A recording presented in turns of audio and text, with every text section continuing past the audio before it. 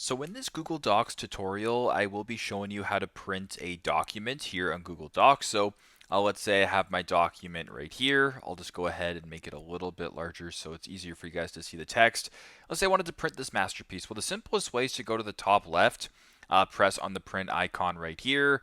It'll then bring up this paper or this page right here. You can go ahead, preview your document, select the destination, the pages, the color, etc. Go to the bottom, press print, and proceed that way. Or if it's not there, you can go to where it says File. You can scroll down to where it says Print here at the bottom, or you can press Command P. It'll bring it to the exact same screen. Go ahead and press Print. Obviously, select your printer, etc., and then you can print your document that way. So pretty simple, pretty straightforward. That is how to print documents on Google Docs. Thanks again for watching, and hope this helps.